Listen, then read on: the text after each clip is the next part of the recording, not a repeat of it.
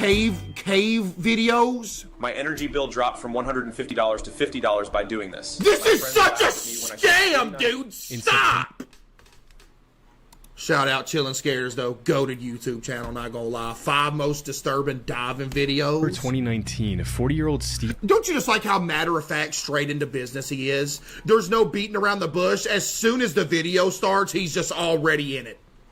That's why bro goated. As soon as the video starts, he immediately in there. That gum goated, dude. Yo, Lamb with the 5 gifted. Thank you, Lamb. And Meow with the 5 as well. Appreciate you. In September 2019, 40-year-old Stephen Weber Jr. and his girlfriend Kanisha Antoine went on a vacation to Pemba Island. Stephen had been dating Kanisha for a while by this point and had planned to propose to her during this trip. Aww. What neither of them knew, however, was that the... Oh no, I know this one. Oh my goodness, I saw this years ago. Oh no. Did y'all ever see this one? Trip of their lives was about to turn into an irreversible tragedy. The groundwork for this tragedy was laid when the two arrived at the island and checked in to stay at the Mentor Resort just off the coast. It had a nice, uninterrupted view of the ocean, as well as a roof area to relax and enjoy the tropical weather. However, the most important feature of this resort was the underwater room, which offered a 360-degree view of the marine life surrounding the resort. This room served as the whole idea behind how Stephen had planned to propose. He put on swimming goggles and dived down to one of the windows in this room, prompting Kanisha to begin recording. He then unrolled a paper note inside a Ziploc bag and pressed it against the window. It read, "I can't hold my breath long enough to tell you everything I love about you, but everything I love about you, I love more every day." He then flipped the note, and on the other side was a marriage proposal for Kanisha, reading, "Will you please be my wife?" Oh, it's so cute. No, this one's sad for real. What?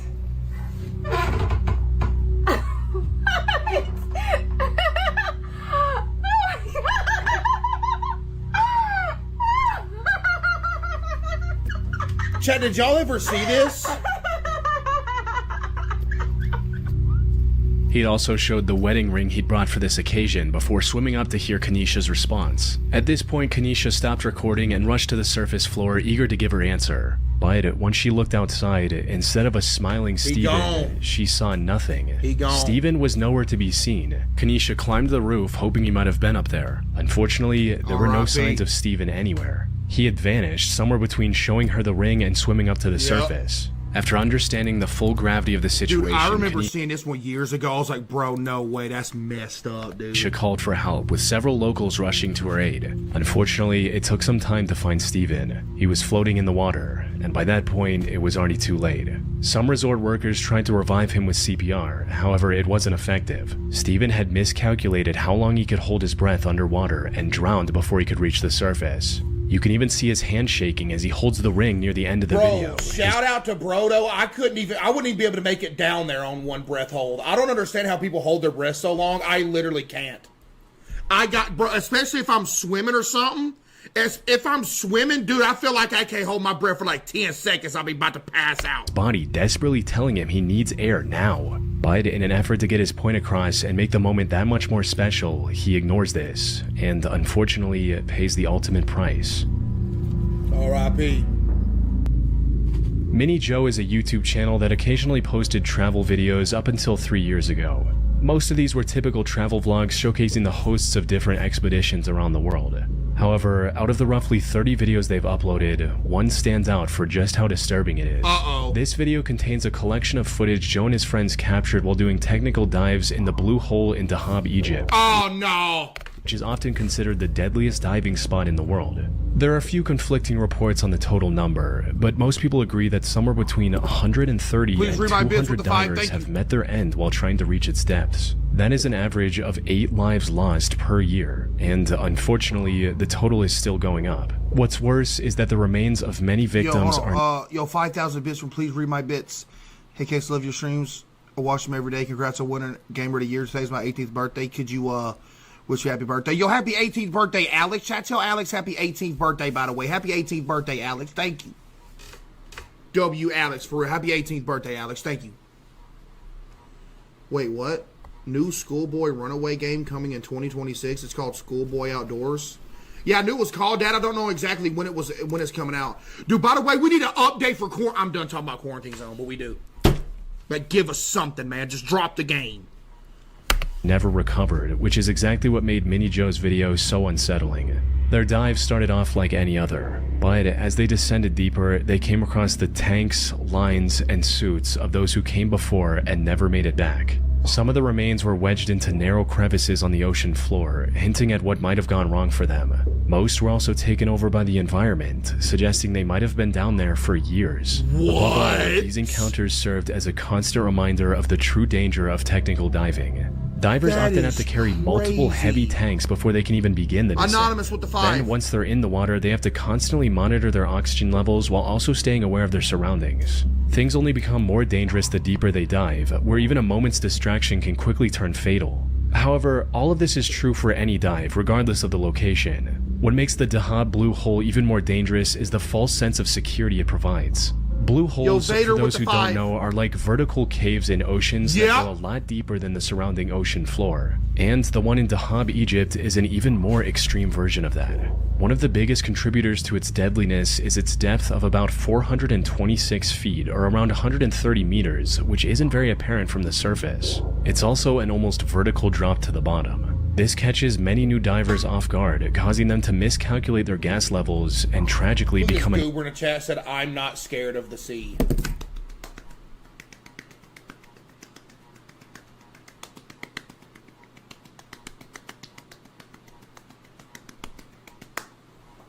I bet if you were swimming out in the middle of the ocean, you saw a giant squid swim by, you'd be singing a different tune, wouldn't you, bud? Another name on the memorial near the diving site. One of the most well-known cases of this is 22-year-old Yuri Lipsky, a Russian diving instructor. Yep, I know that video too. However, he had no prior experience with the Dahab Blue Hole, resulting in it taking his life. The footage from his recovered diving Not being scared means you have no survival skills. True! Struggling to keep his gas levels in check, trying to quickly slow down his descent. Not being scared ain't a flex. That literally means, yeah, it's literally true. Not being scared ain't a flex. It means you have no survival skills. Like, none. The buoyancy device to burst, and eventually succumbing to nitrogen poisoning in just 4 minutes after starting his dive. However, the sheer depth is only one part of this blue hole's danger. As Mini Joe's video demonstrated, the other part of its lethality comes from the network of partially collapsed caves littered throughout the area. Yep.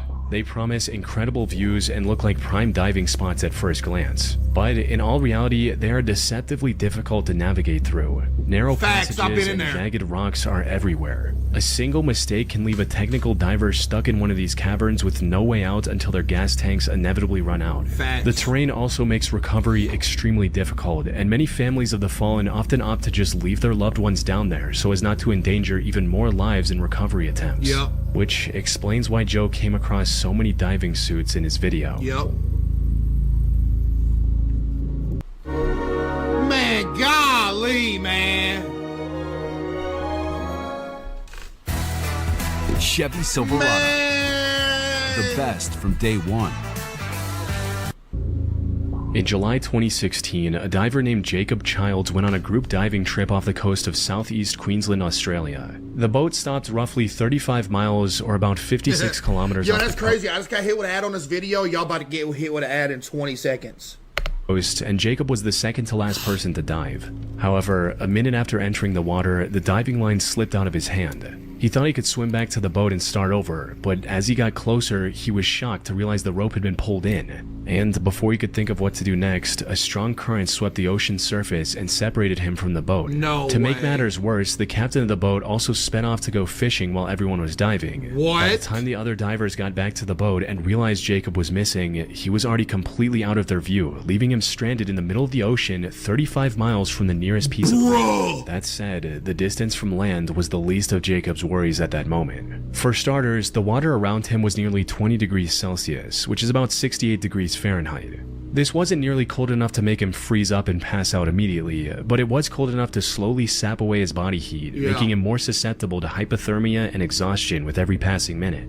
It was also late in the afternoon and the sun was about to go down, meaning it was only going to get worse. After a while, a rescue plane flew above him twice, but it didn't see him. And this was when it was still bright, and the inflatable indicator was visible from quite a distance. He knew that once it got dark, his chances of being rescued would drop to almost zero.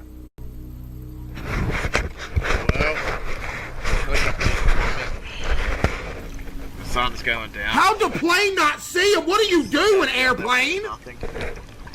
That's a wrap on old I guess. Unfortunately, there was nothing Jacob could do at that moment but wait and continue recording what possibly could be his last message to his family. Identifying the right direction and then swimming for over 35 miles would have been next to impossible. Facts. If he had taken it upon himself to try and reach the coast, he would have likely exhausted himself and drowned partway through. Facts. He did try to follow a fishing boat he saw in the distance, but quickly realized that he wouldn't be able to get close enough to get its attention, leaving him feeling dejected. Chad, how did that plane not see that big giant yellow thing right there? You flew directly over him. You just wasn't looking. It's way too far for me.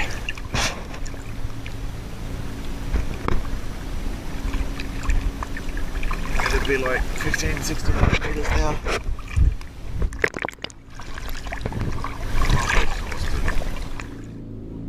Besides, swimming too far from his original location would have also reduced his chances of being saved, since rescue teams would no longer know where to look. That's As true. the sky got darker and the rescue plane failed to spot him multiple times, the frustration was beginning to set in. There's a plane Oh, coming back. no. There's a rescue boat way over there. Helpful. That. The salty seawater was also making him extremely dehydrated, worsening his chances of Is he good? survival by the minute. However, Jacob was experienced enough to know that panicking or getting angry wouldn't do any good. Yep. The right thing to do was to stay put while exerting the least amount of effort. After drifting in the middle of nowhere for over 6 hours, he was finally spotted by a helicopter. 6 hours just floating in the middle of the ocean on your own, bruh. Bruh, I'd have passed out. And brought to safety on a rescue boat. With the sun nearly below the horizon, he came dangerously close to losing his life that day. Fortunately, he was able to recover with no permanent injuries. Well, that's good to hear. On the 26th of May 2013, a group of 3 tugboats was trying to stabilize an oil tanker during a harsh storm nearly 20 miles or 32 kilometers off the coast of Nigeria. That's when one of the boats, named Jaskin 4, got hit by a massive rogue wave. This capsized the boat, causing it to sink rapidly and disappear below the water surface within seconds. The company behind this operation, West African Ventures, immediately sent off a rescue mission. However, the harsh weather made any immediate rescue efforts near impossible. They eventually sent a helicopter to look for any survivors who managed to swim back to the surface. Unfortunately, even after a full day of searching, they didn't find a single member of the Jaskin 4's crew who was still alive. This left the company with no choice but to presume the crew deceased and begin a body recovery diving mission instead. The task of retrieving This is where I remember this. This one is crazy, dude. their remains was handed down to 6 saturation divers. This when that dude was still alive in the sunken ship all the way at the bottom.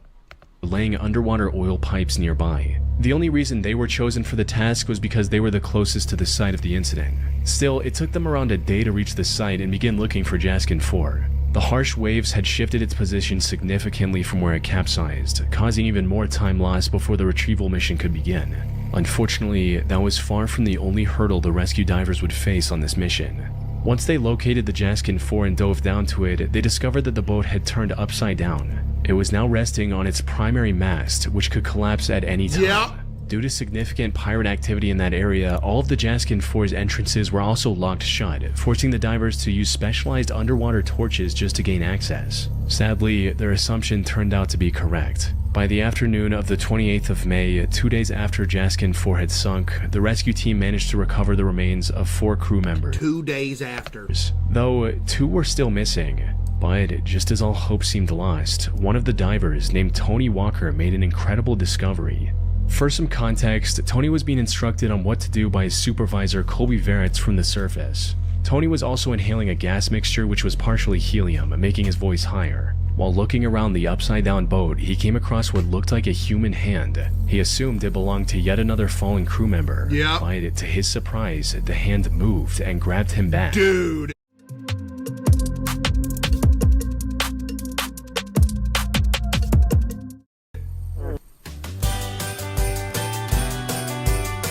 I think almost everybody's seen this video right here. Could you imagine, bro? All right, so you should be walking on the ceiling, yeah? Okay. What's that? Okay. All right, you found one, yeah? He's alive. He's alive. Bro. Okay, keep him there. Heat right. with the 10. W heat with the 10. All right. Just hold him there, okay? Just keep him there. No, I don't know what we're gonna do. All right, just keep him there and keep him calm, okay? All right, just reassure him, pat him on the shoulder. Could you imagine being in a sunken boat in the middle of the ocean, everybody's dead, and you're at the bottom of the ocean in an air pocket in a ship, and a diver actually comes and saves you 2 days after? Okay. Bro. This was 29-year-old Harrison O'Kenny, Jaskin 4's resident cook. After over 60 hours underwater, Harrison was somehow still alive. He also seemed quite aware of everything that was going on around him and remained calm to help the rescuers do their job. In complete darkness, Apparently, too. Harrison was in the bathroom when the boat capsized. He tried to rush to the emergency latch, but water rushed in and trapped the crew inside. To his knowledge, Harrison was the only one who managed to survive after creating a makeshift indoor raft from plywood, cardboard, and a mattress. After finding him, rescuers gave him fresh water and a harness to keep him close. However, the divers knew they didn't have much time to plan a proper rescue mission. You see, the air pocket Harrison was in was about to run out, likely in less than an hour. Harrison could end up suffocating if they didn't act quick enough. On the other hand, they couldn't just strap him into a rope and pull him back to the surface. He had already spent over 2.5 days in an extremely high-pressure environment. Crazy. Taking him to the surface too quickly could have caused decompression sickness, which in extreme cases can also be lethal. Fortunately, due to their job of installing underwater oil pipes, the divers were uniquely equipped to deal with these exact issues. More specifically, they had a pressurized diving bell attached to the vessel, which they put Harrison in after consulting a doctor. Had this been a standard diving crew with regular scuba gear, they wouldn't have had anything to keep Harrison alive. Once back on the surface, he also had to spend some more time in a decompression chamber to avoid decompression sickness, and was fairly okay after that. However, while he recovered physically, the mental trauma of being trapped in an upside-down boat on the ocean floor for over 2 days with no idea if anyone was coming to save him left him with PTSD, something he is still recovering from to this day. Craziest survival story ever. On December 13, 2013, YouTuber Kodiak Thunder uploaded a video showing a near-death experience he had while diving. Oh, Lord. Unlike many other divers, Kodiak's motive wasn't to just dive as deep as he could or reach some underwater landmark. Instead, his diving sessions were more about catching fish and crustaceans by hand or with a spear gun. But while chasing a lobster, he swam too far into an underwater cave. He managed to catch the lobster he was after, but when he turned around, he had no idea how to get out. Oh, nah. Bro, what you even doing in here, man? Go home.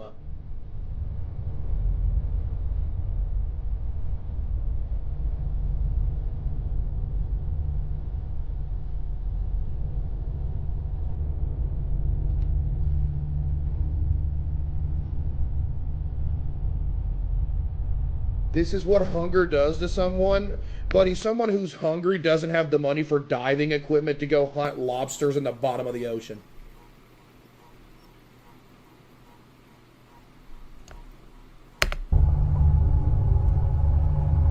Dog. Like, what?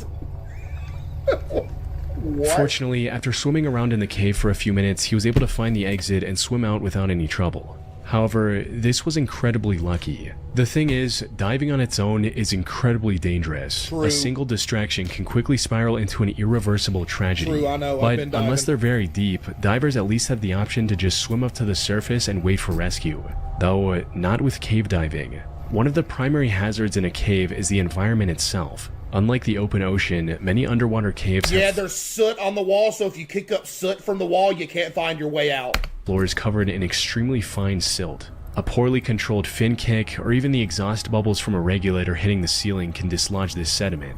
This creates a silt out, a condition where the water's visibility drops to absolute zero instantly. Divers' high-powered lights become useless, and in some extreme cases, the diver can't even see their own hands, let alone their surroundings. This also makes them unable to see their gauges or the guidelines. In short, they no longer know where they're going, where they're supposed to go, or whether they're getting the right gas mixture. At best, they can keep swimming and hope the cave is straight enough to eventually lead them away from the murky water. But look at all them air tanks, if they can't monitor their gases, nitrogen poisoning can become a serious problem. It impairs both their cognitive and motor function, leaving them to take their final breaths in the cave unless someone is there to rescue them.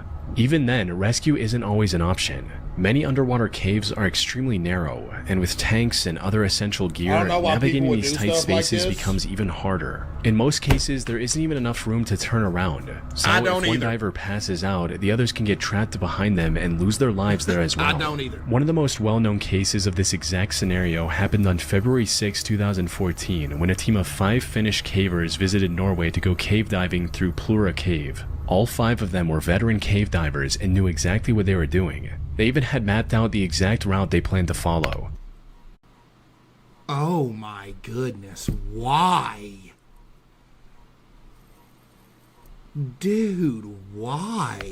However, as they were crossing the narrowest section of the cave, the cylinder of one of the divers got stuck, preventing him from moving forward and blocking the others behind him. The chaos of the situation resulted in 2 of the divers panicking, failing to monitor their gauges, and passing away within minutes. The other 3 barely made it out alive as well. One had to squeeze past the stuck diver by removing his gear and swimming the rest of the way, gasping for air from tiny pockets along the ceiling. The remaining 2 had to turn back and exit through the original entrance with almost no air left in their tanks. The fact that any of them made it out alive was nothing short of a miracle, highlighting the true horror of underwater cave diving.